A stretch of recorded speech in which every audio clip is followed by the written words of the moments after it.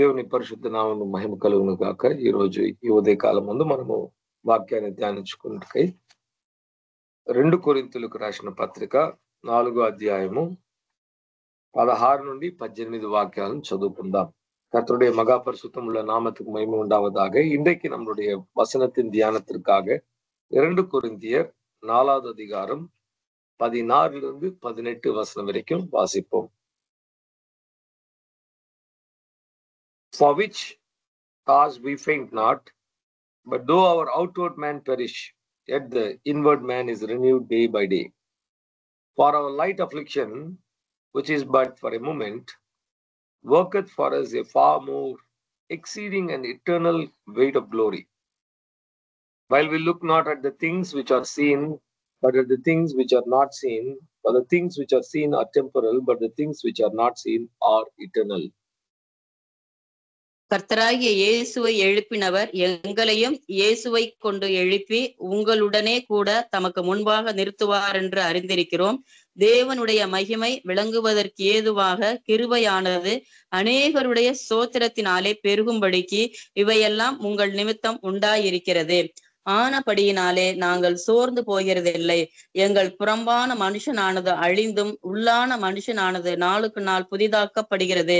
மேலும் காணப்படுகிறவைகளை அல்ல, காணப்படாதவைகளை நோக்கி இருக்கிற நமக்கு அதி சீக்கிரத்தில் நீங்கும் லேசான நம்முடைய உபத்திரவம் மிகவும் அதிகமான நித்திய கன மகிமையை உண்டாக்குகிறது.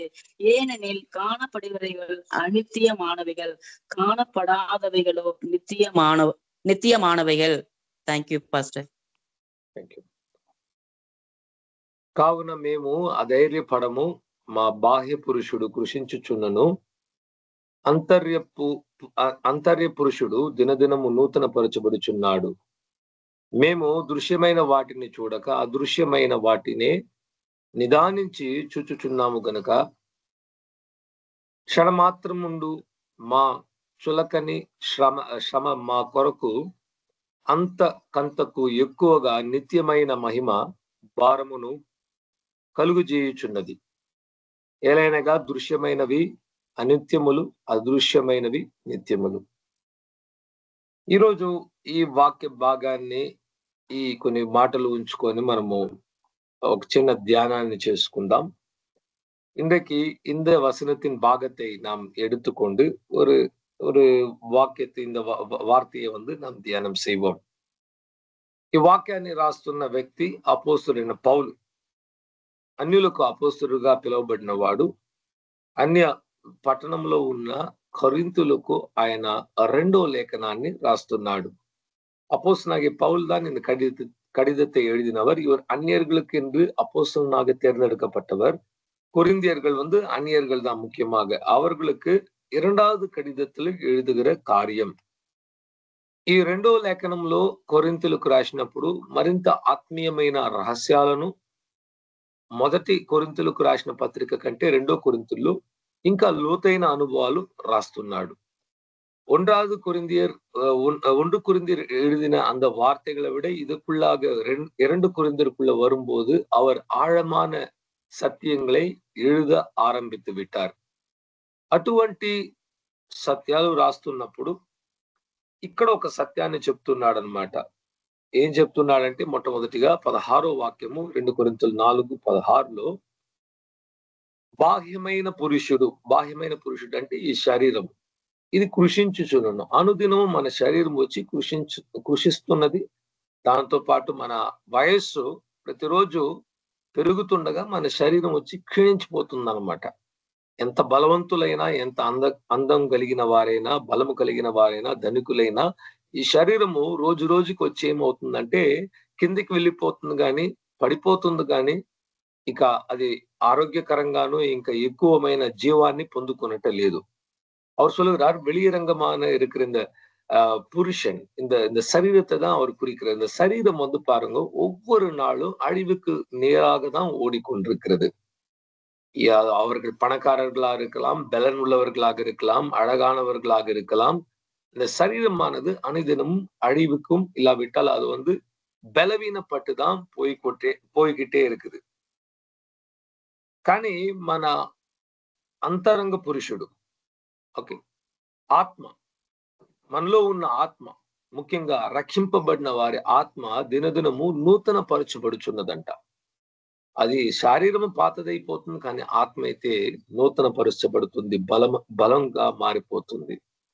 சரீரம் பலவீனம் அடைந்தாலும் அவர் சொல்லுகிற ரட்சிக்கப்பட்ட நமக்குள்ளாக இருக்கிற ஆவி அனுதினமும் அது புதிதாக்கப்படுகிற ஒரு அனுபவம் என்று சொல்லுகிறார்.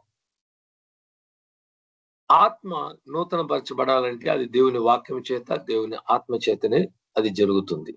நம்மளுடைய ஆவி புதிதாக்கப்பட வேண்டும் என்றால் அது தேவனுடைய ஆவியானவராலும் அவருடைய வார்த்தையினால் தான் நடக்கும். ఈ లోకంలో ఉన్న వారికి ఆత్మలో నూతన పరచబడే అనుభవం లేదు. శరీరాన్ని కాపాడుకోవడానికి ఎంతగానో ప్రయత్నిస్తున్నారు, కానీ ఆత్మను కాపాడుకోవడానికి ఎవరు కూడా అసలు ప్రయత్నించడం లేదు. అటువంటి జ్ఞానం వాళ్ళలో లేదనమాట. ఒక ఆత్మ ఉంది నాలో, అది నిత్యం ఉంటుందనే ఒక అవగాహన కూడా అన్యులకు అస్సలు లేదు. இந்த உலகத்துல வாழுகிற அந்நியர்களுக்கு, தேவனை அறியாதவர்களுக்கு எனக்குள்ளாக ஒரு ஆவி இருக்கு, அந்த ஆவி நித்தியமாக வாழப் போகிறது என்கிற ஒரு அறிவு இல்லை, அவங்களுக்கு தெரியவும் தெரியாது. இந்த உடலை காத்துக்கொள்ளதான் அவர்கள் மிகவும் పాడుపడుகிறார்கள்.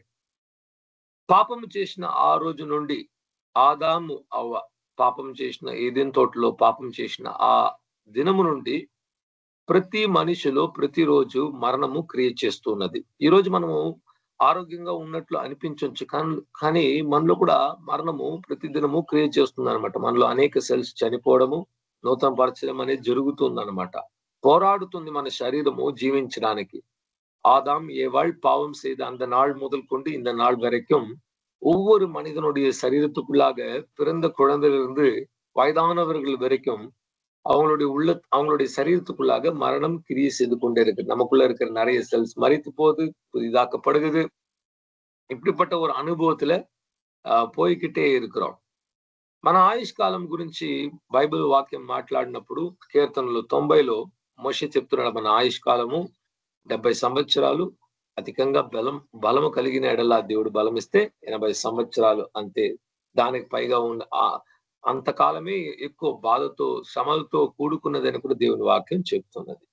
நம்மளுடைய ஆயுஷ் நாட்களை குறித்து பேசும்போது சங்கீதம் 90ல மோசே சொல்லுகிறார், நம்மளுடைய வாழ்நாள் 70 ஆண்டு, அதிகமாக பலன் தேவன் கொடுத்தால் 80 ஆண்டு, ஆனால் சஞ்சலமும் தவிப்பும் நிறைந்த ஒரு வாழ்க்கை தான்.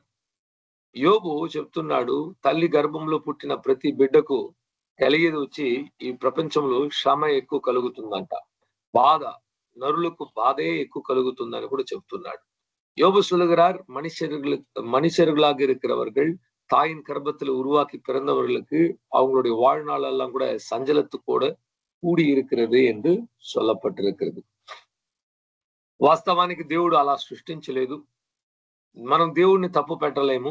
దేవుడు మనకు ఈ శరీరము నిత్యము జీవించాలనే మనల్ని సృష్టించాడు. కానీ పాపం వచ్చిన తరువాత దేవుని ఆత్మ మనలోంచి విడిచిపోవడము, మరణం అనేది ప్రతి ఒక్కరికి కలుగుతుంది అన్నమాట. నీతిమంతులకు, అనీతి పరులకు కూడా ఈ మరణం అనేది అందరికీ ప్రాప్తిస్తుంది. అందరికి మొదటి మరణం అనేది కూడా ఖచ్చితంగా వచ్చే తీరుతుందని వాక్యం చెప్తుంది. பாவம் செஞ்சனால தேவனுடைய சித்தத்துல யாருக்குமே மரணம் கிடையாது. எல்லாரும் அப்படியே நித்தியமும் இந்த பூமி மேல நாம் வாழ வேண்டும் என்றுதான் தேவனுடைய திட்டம். ஆனால் மனிதன் பாவம் செய்த உடனே அவனுக்குள்ள மரணம் கிரியை செய்தது, அவன் மரிக்கிறான், அவனுக்குள்ளாக பலவீனம் கிரியை செய்கிறது, దేవునుడి ఆవి அவனை విட்டு పోనాగో మొదల్ మరణం ఎల్లోర్ మేల వందదు. బైబిల్ గ్రంథంలో చాలా తేటగా మొదటి మరణము, రెండో మరణం అని 2 మరణాల గురించి మాట్లాడుతున్నది. వేద వచనத்துல 2 మరణத்தை குறித்து பேசுகிறது. முதல் மரணம், இரண்டாவது మరణం. మొట్టమొదటి మరణము మన శరీరంలో కలిగే మరణము. మన ఆత్మ ఈ శరీరాన్ని విడిచిపెట్టిన ఆ క్షణమే మనము చనిపోయామనేసి కూడా అందరూ చెప్పుకుంటారన్నమాట. நம்மளுடைய சரீரத்துக்குள்ளாக இருக்கிற இந்த ஆத்மா இந்த சரீரத்தை விட்டு வெளியில போன உடனே இவர்கள் இறந்து போனார்கள், இல்லாவிட்டால் மரித்து விட்டார்கள் என்று ఎల్లరూ పేసికొల్వాంగు. కానీ రెండో మరణం అయితే ఎటువంటిదంటే మన ఆత్మకు కలిగే మరణం. అది నిత్య మరణం. ఆత్మకు చావు లేదు. అది పరలోకంలో అయినా ఉండాలి, నరకాగ్నిలోనైనా ఉండాలి. நம்மளுக்கு வருகிற 2வது மரணம் ஆவிக்குரிய மரணம். ஆவியில வருகிற மரணம். அது ஒன்று பரலோகத்திலாவது இருக்க வேண்டும், நரகத்திலாக இருக்க வேண்டும். அது நித்தியமானது. நரகம் గురించి మాట్లాడినప్పుడు బైబిల్ చెప్తుంది అక్కడ అగ్ని ఆరదు పురుగు చావదు. நரகத்தை குறித்து வேதம் பேசும்போது சொல்லுகிறது அங்க అగ్ని అణயாது ஒரு పుழு కూడా మరికాదు. నిత్య వేదనలో నిత్యము ప్రతి ఒక్కరు అక్కడికి వెళ్ళిపోయిన వాళ్ళు ఇక రక్షణ లేకుండా నిత్యము ఆ స్థలంలో బంధింపబడతారు, శిక్షింపబడతారు అన్నదే దేవుని వాక్యంలో దేవుడు మనకి ఇచ్చిన బయలుపాటు. ஆண்டவர் இன்றைக்கு நம்ம கொடுத்திருக்கிற வெளிப்பாடு, அவர் விட்டு வெளியில போகிறவர்கள் நித்தியமான நரகத்துக்குள்ளாக போய் நித்தியமாக அந்த இடத்துல அவர்கள் அடைக்கப்பட்டிருப்பாங்கோ, శిక్ష అనుభవిப்பாங்கో, அந்த இடத்துல தான் அவங்க నిత్యத்தை కழிப்பாங்க என்று కూడా వేదం சொல்லுகிறது. కానీ రక్షింపబడిన మనకు దేవుడిచ్చే వాక్యం వచ్చి, మీ యొక్క బాహ్యాటమైన శరీరము అది క్షీణించిపోతుంటే కూడా, అనుదినము క్షీణించిపోతుంటే కూడా మీలో ఉన్న ఆత్మ ప్రతిదినము నూతనపరచబడుతున్నది. ஆண்டவர் நமக்கு ரட்சிக்கப்பட்ட நமக்கு கொடுக்கிற வசனம், உங்களுடைய வெளிரங்கமான மனுஷன் அனுதினமும் அவன் பலவீனம் அடைந்து கொண்டிருந்தாலும் உள்ளான மனிதன் ஒவ்வொரு நாளும் నాளுக்கு నాள் పుదిపిక్కப்படுகிறான். ప్రతిరోజు మనము మన ఆత్మలో నూతనపరచబడాలనేది దేవుని చిత్తము. అనుదినமும் நம்மளுடைய ఆవిల நாம் పుదిపిக்கப்பட வேண்டும் என்பது దేవునుடைய సిద్ధం. మనం ప్రార్థించుకున్నప్పుడు, వాక్యాన్ని చదువుకున్నప్పుడు, దేవునికి విధేయత చూపించి నడుచుకున్నప్పుడు, పరిశుద్ధాత్మ చేత నడిపింపబడినప్పుడు, పరిశుద్ధాత్మ అభిషేకాన్ని పొందుకున్నప్పుడు మన ఆత్మ బలము నొందుతుంది. நாம் ஜெபிக்கும் போது, வேதத்தை வாசித்து தியானிக்கும் போது, பரிசுத்த ஆவியினால் நிரப்பப்படும் போது, ஆவியானவரால் நடத்தப்படும் போது, தேவனுக்கு கீழ்ப்படுகிற ஒரு வாழ்க்கை வாழும்போது நம்மளுடைய உள்ளுக்குள்ளாக இருக்கிற ஆவிக்குரிய மனிதன் பலன் అடைகிறான். ఆత్మలో ఉన్న ఆ మనిషి బలము నొందితే శరీరంలో ఉన్న పాపము, అది అసలు పాపము మన శరీరంలో కనబడదు. మన ఆత్మ బలహీనమైపోతే శారీరపు క్రియలు మరలా తిరిగి లేచి వస్తాయి. நம்மளுடைய ஆவி பலனுள்ளதாக இருந்தால் சரீரத்துக்குள்ளாக, மனதுக்குள்ளாக பாவம் வராது. நம்மளுடைய ஆவி பலவீனப்படும் போது శరీరத்திலும் வாழ்க்கையிலும் అనేక పావంగల్ మறுபடியும் వரும். క్రైస్తవుల అనుభవంలో ఎలా ఉందంటే, వాళ్ళు రక్షింపబడి కొన్ని రోజులు దేవునిలో ఉన్నప్పుడు చాలా బలంగా ఉంటారు. ఆ తర్వాత బ్యాక్ స్లైడింగ్, వెనక్కి పడిపోవడం అన్నమాట. పాత పాపానికి వెళ్ళిపోవడం, పాత జీవితానికి వెళ్ళిపోవడం ఎలా జరుగుతుందంటే, వాళ్ళు వారి ఆత్మను వచ్చి బలపరచుకోకుండా బలహీనపరచడం వల్ల వదిలిపెట్టిన పాపము, వదిలిపెట్టిన సాతాను మరలా వచ్చి ఆత్మను చంపడానికి వారి శరీరంలో పాపం తీసుకొస్తున్నాడు. ஆரம்பத்துல கிறிஸ்தவர்களாக இருக்கும்போது அவர்கள் தேவனுக்குள்ளாக பக்தி உள்ளவர்களாக சந்தோஷமாக இருந்தாங்க. அதுக்கு பிறகு என்ன நடக்குது? கொஞ்சம் வருஷங்க போன உடனே பின்வாங்குதல், பழைய பாவங்கள் உள்ள வருகிறது, பழைய ஆலோசனைகள் உள்ள வருகிறது. ஆவியானது, மனிதனுடைய ஆவி பலவீனம் అடைந்து విட்டது. పిశాసు క్రియ చేయ ఆరంభించరాం. మనం ప్రార్థన మర్చిపోయినప్పుడు, వాక్యాన్ని మర్చిపోయినప్పుడు అక్కడే మనం పడిపోతున్నాం. ఇవి రెండే ప్రతి క్రైస్తవుని జీవితంలో వాళ్ళ పర్సనల్ గా వాళ్ళ డివోషన్ అని కూడా చెప్పచ్చు అనమాట. ప్రార్థన, దేవుని వాక్య ధ్యానము, ఇవి రెండు లేకపోతే పడిపోవడం అనేది ఖచ్చితంగా జరుగుతుంది. ஒரு கிறிஸ்தவனுக்கு இரண்டு விஷயங்கள் ரொம்ப முக்கியம். ஜெபம், வேத வசனத்தின் தியானம். தனிப்பட்ட விதத்துல நாம் ஜெபிக்கணும், தனிப்பட்ட விதத்துல நாம் தேவனை துதிக்கணும். அப்படி துதிக்காம ஜெபிக்காம இருந்தா நமக்குள்ள கிரியை செய்ய ஆரம்பிச்சிருவான் பிசாசு. நம்ம బలవీనపట్టు కీழ విழுந்து పోయి విడుவோం. 17వ వాక్యాన్ని చూద్దాం. 2 కొరింథీయులు 4:17. మనకిప్పుడు కలిగే ఈ యొక్క మన మన మన జీవితంలో కలుగుతున్న భారము, మన జీవితంలో కలుగుతున్న వేదనలు అన్ని కూడా రాబోయే, దేవుడు చూపించబోయే, దేవుడు ఇవ్వబోయే ఆ మహిమతో పోల్చుకోవడానికి ఎటువంటి అది వచ్చి మనం పోల్చుకోలేము. మనము గొప్ప మహిమను దేవుడు ఇవ్వబోతున్నాడు. మనకు ఈ రోజు కలుగుతున్న శ్రమలు, ఈ రోజు మనం యేసయ్య నిమిత్తము మనము పొందుతున్న నింద, అవమానము వచ్చి రాబోయే మహిమకు சாட்டி అయినది కాదు. இன்றைக்கு நாம் பெறுகிற இந்த பாடுகள், நமக்கு வருகிற பாரங்கள், நமக்கு வருகிற கஷ்டங்கள் வரப்போகிற மகிமையோடு ஒப்பிட்டு பார்த்தா நிச்சயமாக அது ஒப்பிட்டு பார்க்க முடியாது. நமக்கு வரப்போகிற మహిమ మిகவும் పెరిதாக இருக்கிறது. చూడండి, ఈ రోజు మన జీవితంలో ఎన్నో కష్టాలు ఉంటాయి. ఎవరు కష్టం లేదన్న వాళ్ళు లేరనమాట. కానీ దేవుడు ఇచ్చే మహిమ, ఆయన ఇచ్చే జీవ కిరీటమైన, ఆయన ఇచ్చే నిత్య జీవమైన పరలోక రాజ్యం అయితే కూడా మనము ప్రతి ఈ లోకంలో మనం పొందుకున్న ప్రతి శ్రమను ఒక క్షణపాటులో దేవుడు తీసివేస్తాడు.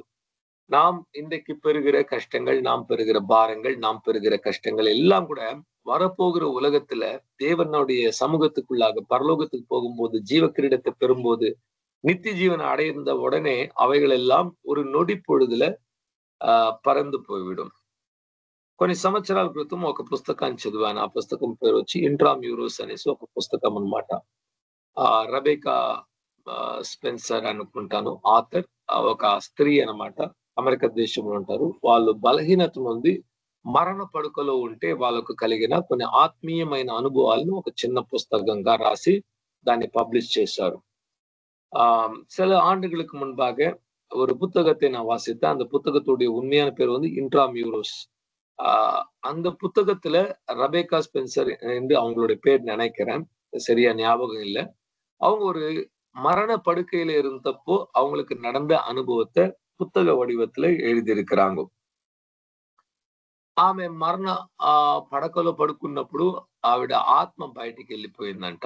Out of body experience. Okay, ఆమె ఆత్మ బయటకు వచ్చినప్పుడు అనేక విషయాలు రాశారు. అప్పుడు ఎవరు వచ్చి తీసుకెళ్లారు ఆ ఆత్మ నుంచి పరలోకానికి తీసుకెళ్ళడానికి? మరణిస్తే ఏం జరుగుతుంది, అసలు ఎవరు తీసుకెళ్తారు, ఎలా ఉంటుందంటే మనకు ఎవరికి తెలియదు అనమాట. మనకు దేవుడు అటువంటి అనుభవాన్ని ఇస్తే మనము ఫస్ట్ హ్యాండ్ ఎక్స్పీరియన్స్ తెలుసుకోగలము. మనకు దేవుడు ఇచ్చేంత వరకు దేవుని భక్తులకు కలిగిన కొన్ని అనుభవాలను ఉంచుకొని వాక్యముతో పోల్చుకొని మనము అలా ఉంటుందేమో అని కూడా నమ్మచ్చు, తప్పులేదు. பாருங்க எப்படி இருக்கும் இந்த நம்மளுடைய உடல்ல இருந்து ஆவி வெளியில போகும்போது, இல்லாவிட்டால் மரணம் வந்தப்போ பரலோகத்துக்கு எப்படி போவோம் என்பது நமக்கு தெரியாது. நமக்கு ஆண்டவர் தனிப்பட்ட விதத்துல அப்படிப்பட்ட ஒரு விஷன்ஸ் கொடுத்தா தெரியும். அது வரைக்கும் நம்ம வந்து கர்த்தருடைய பக்தர்களுக்கு கொடுத்த சில కార్యங்களை வைத்து நாம் தெரிந்து கொள்ளலாம். మన ఆత్మను ఒక క్రైస్తవుని యొక్క ఆత్మను తీసుకెళ్ళడానికి దేవుని దూతలు ఖచ్చితంగా వస్తారు. వాళ్ళే పరలోకానికి మనల్ని తీసుకెళ్తారు. ஒரு கிறிஸ்தவர்களாக இருந்து கர்த்தருக்குள்ள அவர்கள் மரிக்கும் போது, நித்திரடையும் போது நிச்சயமாக தேவ தூதர்கள் வந்து அந்த ఆవిயை அவர்களை పరలోకத்துக்குள்ள கொண்டு పోవాంగ. మరి కొన్ని మార్లు క్రీస్తులో మరణించిన వాళ్ళు, మనకు తెలిసిన వాళ్ళు, మన కుటుంబస్తులు అయి ఉండొచ్చు. అటువంటి వాళ్ళు కూడా దేవుడు పంపించిన ఎడల వాళ్ళు కూడా మనల్ని వచ్చి చూడడం అనేది జరుగుతుంది, మనల్ని తీసుకెళ్లడం అనేది జరుగుతుంది. சில வேளைகள்ல நம்ம குடும்பத்தில் இருக்கிறவர்களே, மரித்தவர்களே அந்த ஆவிகளை கர்த்தர் அனுப்புவாராம். அவங்க வந்து நம்மளை கொண்டு போகும்படியாக. మరి కొన్ని సందర్భాల్లో యేసుక్రీస్తే స్వయం వచ్చి కొందరిని తీసుకెళ్తాడు, ఆయనకు చాలా ప్రియమైన వారిని. சில வேளையில சில సందర్భத்துல ఆండవరాగి యేసువే నేరడియాగా வந்து కూపిట్టు கொண்டு పోవారాం.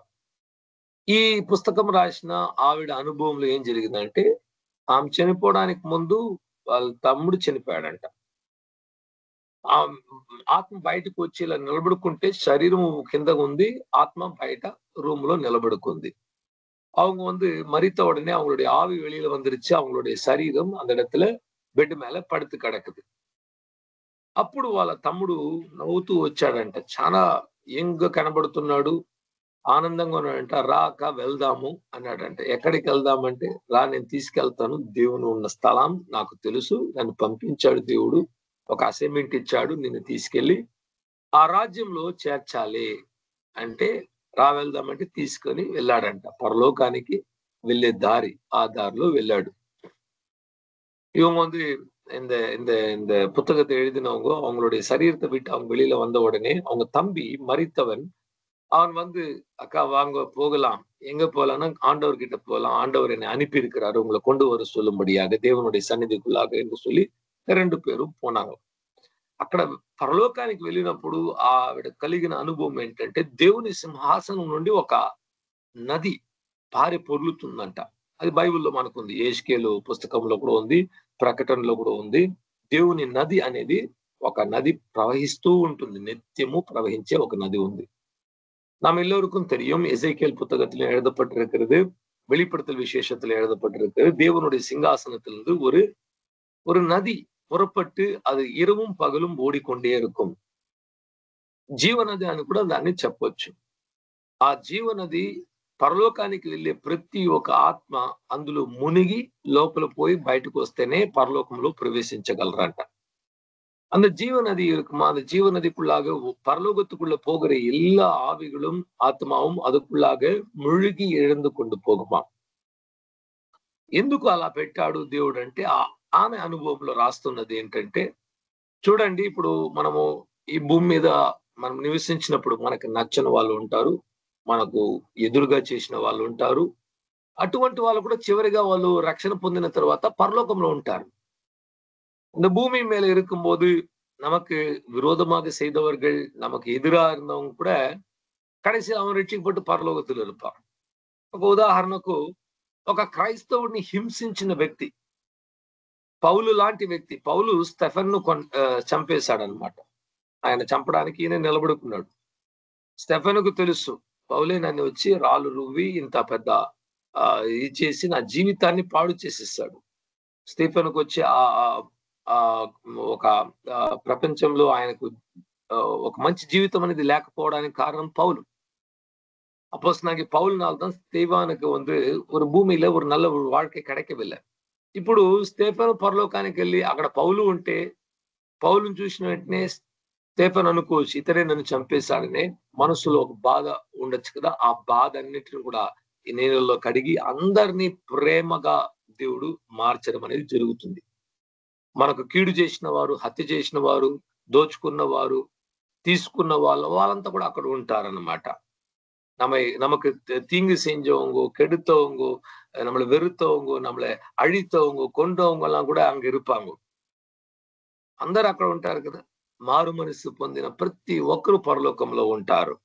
పరలోకத்தில் யார் இருப்பாங்கో, మనం తిరిగిన యావரும் இருப்பார்கள். ప్రతి మతము ఇలా చెప్తుంది, మంచోళ్ళు పరలోకంలో ఉంటారు, చెడ్డవాళ్ళు నరకానికి వెళ్ళిపోతారు. కానీ యేసుక్రీస్తు బైబిల్ అలా చెప్పడం లేదు.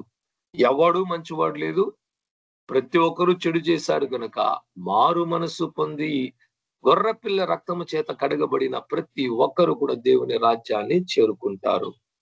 பிற மதங்கள் சொல்லுகிறது, நல்லவர்களா இருந்தால் பரலோகத்துக்கு போகலாம், கெட்டவனாக இருந்தால் நரகத்துக்கு போகலாம். ஆனால் வேதமும் இயேசுவும் சொல்லுகிறார்கள், நிச்சயமாகவே யாருமே நல்லவங்க கிடையாது, எல்லோரும் பாவம் செய்திருக்கிறாங்க, எல்லோரும் கெட்டவங்க தான். இதுல யார் மனம் திரும்புகிறாங்களோ அவங்களுக்கு పరలోక రాజ్యం கொடுக்கப்படுகிறது. ప్రియులారా, ఈ రోజు బాగా గమనించండి, మీరు నేను జీవించే పరిశుద్ధ జీవితాన్ని బట్టి దేవుడు పరలోకాన్ని మనకు ఇవ్వడం లేదు.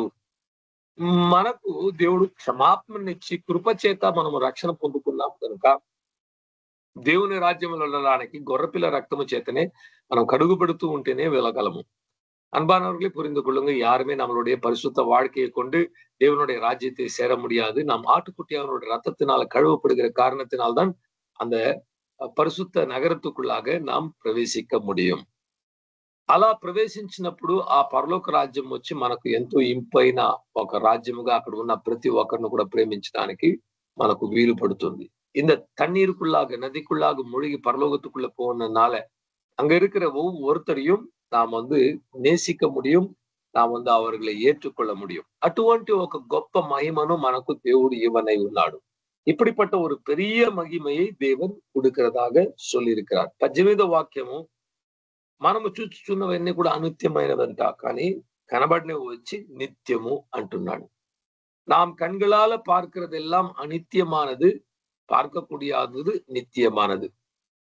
ఈ రోజు మనం చూస్తున్న ఈ శరీరం కళ్ళతో చూస్తాం, ఇది అనిత్యమైనది, ఇది నశించిపోతుంది. ఒక నూతన శరీరం అనేది కనబడిని ఒక పునరుద్ధానపు శరీరము నిత్యమైనది. இன்றைக்கு நம்மளுடைய கண்கள்ல பார்க்கிற இந்த சரீரம் அனித்தியமானது, அழிந்து போகும். ஆண்டவர் கொடுக்க போகிற ఉయితెழுதலின் శరీరం నిత్యమానది. ఈ రోజు ఈ భూమిలో ఉన్న, ఈ ప్రపంచంలో ఉన్న ప్రతి వస్తువులంతా కూడా అనిత్యమైనది. చూస్తున్నాం కదా, కంటితో చూసేదంతా కూడా ఒకరోజు నశించిపోతుంది. కண்களால பார்க்கிற எந்த ஒரு பொருளும், எந்த ஒரு కార్యமும் అழிந்து పోகும். దేవుడు కంటికి కనబడటం లేదు, కానీ ఆయన నిత్యమైన వాడు. ఆండవర్ நம்மளுடைய కண்களுக்கு తెంబడుகிறது கிடையாது, அவர் నిత్యమానவர். మన ఆత్మను మనం చూసింది లేదు, ఆత్మ నిత్యమైనది. நம்மளுடைய ఆవిயை நாம் பார்க்கவில்லை, நம்மளுடைய ఆవి నిత్యమానది. బైబిల్ జ్ఞానం ఏంటి జ్ఞానం అంటే, ఇవన్నీ తాత్కాలికమైనవి, వీటి మీద మీ దృష్టిని ఉంచకుండా నిత్యమైన కార్యముల మీద, పై సంబంధమైన కార్యముల మీద మీ కంటిని ఉంచండి అనేసి మనకు ఎంతగానో ప్రబోధిస్తున్నది. వేదవచనం சொல்லுகிறது, உன்னுடைய கண்களை அநித்தியமான இந்த பொருட்கள் மேலேயும் வாழ்க்கை மேலே வைக்காத நித்தியமான காரியங்கள் மேலே உங்களுடைய కண்களை వేయంగల్ என்று சொல்லப்பட்டிருக்கிறது. కానీ ఎంత చెప్పినా మనం మానవులు కదా, మనకు నిత్యమైన అనిత్యమైన వాటి మీదే మనం ఎక్కువ మన ధ్యాస ఉంచుతున్నాం. మన ఆలోచన అయితే కూడా ఏం తినాలి, ఏం చేయాలి, ఎటువంటి పని చేసుకోవాలి, ఎలా సంపాదించుకోవాలి, కుటుంబాన్ని ఎలా కాపాడుకోవాలి, మనం ఎక్కడికి వెళ్ళాలి, ఏం చేయాలి, ఇవన్నీ కూడా డబ్బు, సంపద, ఇల్లు, వాకిలి, కుటుంబము, సేవ, పరిచర్య ఇవన్నీ అనిత్యమైనవి. కానీ మనం పనిచేసే అనిత్యమైన వాటి కొరకే సంపాదించుకోవడానికి మనం పనిచేస్తున్నాం. మా ఆలోచనలు కూడా నిత్యం పైన ఉంచడం చాలా తక్కువ అన్నమాట. ఇక్కడ ఉన్న ఆశీర్వాదాలు, ఇక్కడ ఉన్న కార్యక్రమాలు పొందుకోవడానికే ఎక్కువ క్రైస్తవులైన వారు కూడా 21వ దశాబ్దంలో ఉన్న క్రైస్తవ్యము ఎటువంటి క్రైస్తవ్యం అంటే మెటీరియలిస్టిక్ క్రిస్టియన్స్ అన్నమాట. అన్ని మెటీరియల్స్, వస్తువులతో కూడుకున్నది, ధనముతో కూడుకున్నది, ఈ లోకములో ఉన్న ఆశీర్వాదముతో కూడుకున్న క్రైస్తవాన్ని మనము ఎక్కువ చూస్తున్నాం. ఆత్మీయులుగా ఉండి పరలోకం వైపు ధ్యానించేవారు లేరు, పరలోక దర్శనాలు పొందుకునేవారు లేరు, దేవుని సన్నిధిలో ఉండాలి అని కోరుకునే వాళ్ళు ఎక్కువ తగ్గిపోయారన్నమాట. అప్పుడు అనిత్యమైన వాటిని కోరుకుంటే ఇవన్నీ కూడా నష్టపోతాం, ఒకరోజు మనతో ఉండదన్నమాట. దేవుని సన్నిధిలో నిలబడుకుంటే ఒట్టి చేతుల్లో నిలబడుకోవాలి. ఆత్మలు సంపాదించుకున్నవాడు జ్ఞానవంతుడు. మనం డబ్బులు సంపాదించుకుంటే ఈ లోకంలో జ్ఞానవంతులై ఉండొచ్చు, కానీ దేవుని దృష్టిలో మనం అవివేకులుగా ఉండిపోతాం. ఎందుకంటే ఆత్మలు సంపాదించుకుంటే అటువంటి వాడు ஞானவந்தோடு దేవుడు వాడిని கீர்த்திஸ்தான்ட்டா. பாருங்க, நம்ம இந்த உலகத்துல வாழும்போது அனித்தியமானவைகள் மேல அதிகமாக நம்மளுடைய அறிவும், ஞானத்தையும், வல்லமையும், பலனையும் எல்லாம் கொடுக்கிறோம். உலகத்துல இருக்கிற பணம், பொருள், வேலை, కుటుంబం, ஊழியம் இதெல்லாம் కూడా ஒரு நாள் ఇల్లాமல் పోయివిడం. ఈ రోజు మనం ఎంతగానో విలువగా సర్టిఫికేట్స్ ఇంకొక 20-30 సంవత్సరాలు అయితే అది చెత్తలో పాడేస్తే అంతే దాని విలువ. இன்றைக்கு நாம் வச்சிருக்கிற விலையேறப்பட்ட சர்டிபிகேட்ஸ், என்னுடைய படிப்பு என்று வச்சிருக்கிறதெல்லாம் கூட ஒரு 20-30 வருஷம் ஆச்சுன்னா அதை தூக்கி అది ఎగ్గాவது ஒரு కుప్ప తొట్టిలో தான் పోడువాంగ. మన ఇంట్లో ఉన్న వాళ్ళు, మన పిల్లలు కూడా ఏం చేస్తారు, ఏదో సర్టిఫికేట్లు మా నాన్నది, మా అమ్మది, ఇంకెందుకు చెత్త ఎక్కడ అనేసి తీసేసి చెత్త వెళ్ళే వాడు వస్తే వాని చేతులు ఇచ్చి పంపించేస్తారు. చనిపోయాడు ఆ వ్యక్తి, దీంతో పని లేదు అనేసి పడేయడం అనేది జరుగుతుంది. లేకపోతే కొంచెం వాళ్ళు మంచి మనసు ఉంటే ఎక్కడో ఒక చోట గుర్తుగా పెట్టుకుంటారే తప్ప దానివల్ల ఎటువంటి లాభాదేవి అనేది కలగదు. பாருங்க, இன்னைக்கு நம்ம வைத்திருக்கிற சர்டிபிகேட், நம்ம படிப்பு காரியங்கள்லாம் கூட நம்மளுடைய பிள்ளைகள் என்ன செய்வாங்க, ஒரு நாள் எல்லாம் ஆயிடுச்சு, இதெல்லாம் வேஸ்ட், ஏன் வீட்டுல இதெல்லாம் குப்பை இருக்கு, தூக்கி போடுங்க, குப்பைக்காரனுக்கு கொடுத்துருங்கன்னு கொடுத்துருவாங்க. இல்ல கொஞ்சம் நல்ல பிள்ளைங்கன்னா அவங்க என்ன பண்ணுவாங்க, எடுத்து எங்கேயாவது ஒரு ஃபைல்ல போட்டு அப்பா ஞாபகத்துக்கு, అమ్మ ஞాபகத்துக்குன்னு వేచి కొలువాంగ. అంతే. ఈ రోజు మనం ఎంతగానో కాపాడుకుంటున్న ఈ శరీరము, ఈ శరీరంలో ప్రాణం లేకపోతే త్వరగా తీసేసేనే బాడీ, ఉంచితే ఇబ్బంది, అందరూ వెళ్ళాలి, ఇంటికి వెళ్ళాలి అనేసి ఏం చేస్తారు, త్వరగా తరలించి పుడిచిపెట్టడానికి, భూస్థాపితం చేయడానికి பிரயத்னிஸ்தார். இன்றைக்கு நமக்கு உயிர் இருக்கும் போது நம்ம எவ்வளவோ காப்பாத்துகிற இந்த சரீரத்தை மறிச்ச உடனே என்ன பண்ணுவாங்க, எல்லாரும் சீக்கிரமா அந்த பாடியை தூக்கி போய் போடுப்பா, நாங்கெல்லாம் வீட்டுக்கு போகணும், இதெல்லாம் வச்சுக்கிட்டு இருந்தா ரொம்ப கஷ்டம், ఇన్ఫెక్షన్ வந்துரும் என்று சொல்லி సీకరమా తూకి కుళిలో పోటు మూడి విడువాంగ. అంతే అండి మన జీవితము, అంతే మన చుట్టూ ఉన్నవి. కానీ దేవుని మీద దృష్టి ఉంచినప్పుడు, నిత్యమైన వాటి మీద దృష్టి ఉంచినప్పుడు మన ఆత్మ నిత్యమైనది. అందుకే ఆత్మీయమైన జీవితానికి ఎక్కువ సమయాన్ని మనం ఇవ్వాలి. நம்மளுடைய ஆவி நித்தியமானது, தேவன் நித்தியமான ஆவிக்குரிய வாழ்க்கையை வளர்க்க அதிகமான நேரத்தை கொடுக்கணும். మన సంపదను మన ఆత్మను పోషించడానికి, ఇతర ఆత్మను పోషించడానికి మన ధనాన్ని మనం ఉపయోగించుకోవాలి. நமக்கு வருகிற சம்பாத்தியம், பணத்தை கூட அதிக அளவுல நம்மளுடைய ஆவிக்குரிய வாழ்க்கையை நாம் பலப்படுத்த, மற்றவங்களுடைய ஆவிக்குரிய வாழ்க்கையை பலப்படுத்த, இந்த சுவிசேஷத்தை அறிவிக்க நம்ம அதுக்கு நாம் ఉపయోగిத்துக் కొள்ள வேண்டும். ప్రేమ నిత్యమైనది, కనబడదు. ప్రేమ అంటే కనబడదు, దేవుని ప్రేమ నిత్యమైనది. ఆ ప్రేమ కలిగిన వారుగా మనం జీవించినప్పుడు నిత్యాన్ని కోరుకునే వారుగా ఉన్నాం. நமக்குள்ளாக தேவன் வைத்திருக்கிற அன்பு நித்தியமானது. அந்த அன்பை நாம தேடும் போது நாம் நிச்சயமாகவே நித்தியமானவர்களாக, இல்லாவிட்டால் ఆవికుரிய మనిదర్గలాగ మారుவோம். ఈ ఉదయ కాలమందు మన శరీరము బలహీన పడిపోతుంటూ కూడా మన ఆత్మ అనుదినము నూతన పరచబడాలి అనేది దేవుని చిత్తము. ఆ చిత్తాన్ని నెరవేర్చే దేవుని பிடலுகா மனம் மாறுதும் காக்க. இன்றைக்கு காலையில ஆண்டவருடைய சித்தம் நம்மளுடைய சரீரம் பலவீனப்பட்டாலும் நம்மளுடைய ஆவி புதுப்பிக்கப்படும் என்பது அவருடைய சித்தம். அவருடைய சித்தத்தை நாம் நிறைவேற்றுவோம் ஆக. ఆమేన్. ఈ వాక్యాన్ని దేవుడు దీవించిన గాక ప్రార్థించుకుందాం. వసనத்தை ஆண்டவர் ஆசீர்வதிப்பாராக. ஜெபிக்கலாம்.